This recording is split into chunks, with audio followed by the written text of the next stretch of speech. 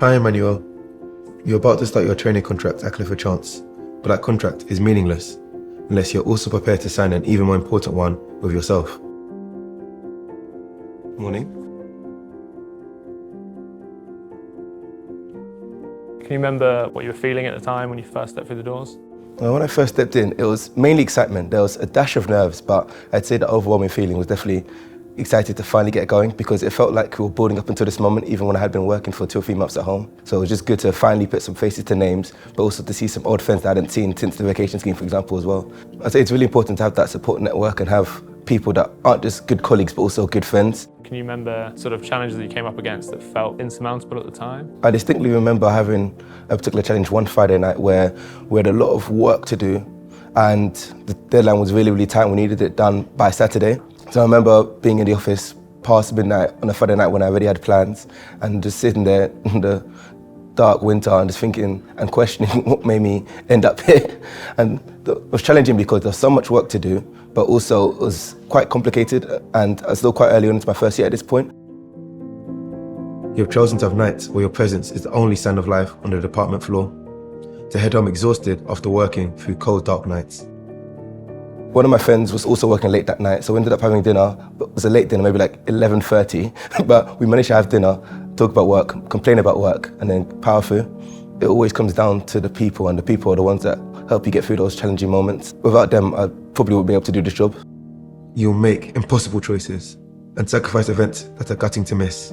Some of the hardest moments about being a lawyer are not being able to 100% switch off, and a lot of the time you do need to be semi-aware of what's going on, even if that's a weekend or maybe on your annual leave.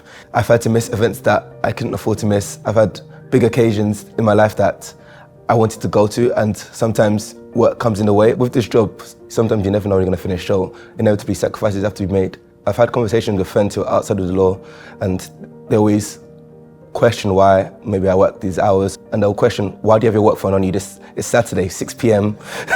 Why are you looking at your work phone? You get used to it over time, and your friends and family also adapt and get used to it.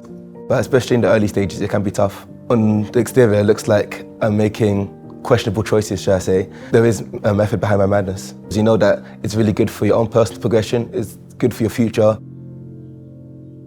If you force yourself to be consistent, up at 6 a.m. every morning, no excuses. Today's definitely one of the few occasions that I've not been to the gym before coming into this building. Going to the gym every morning and working out before starting work gives you time to clear your head and completely dissociate from work. It also gives you that sense of discipline. Set the necessary boundaries and make use of the support around you. You'll continue to see the fruits of your labour and you'll get there. To set boundaries, I feel as if you just need to have honest and frank conversations with the people around you. Because when you're a first seat trainee, sometimes you think you have to do everything immediately and please everyone at all times, and that's just not humanly possible. If I could go back and tell myself something at the start, I'd be like, you can set your boundaries and people will understand that you can't do everything for every single deadline. People do generally care about how you're doing as a person and not just about the work you produce. They'll never give you more than you can handle. It's really comforting being able to go to the associates. People always say there are no stupid questions. There can be stupid questions. But being able to go to the associates first, they'll be understanding. They've probably had some of the questions in the past. In your short career, you met great people from all over the world, ran and managed transactions in Spanish, and helped large commercial deals successfully cross the line. Working in Madrid opened my eyes to how other CC offices work, but also how things in Spain work in particular. And then working in Spanish and doing transactions in Spanish was something I've always wanted to do. So, Nice. So you fluent? see?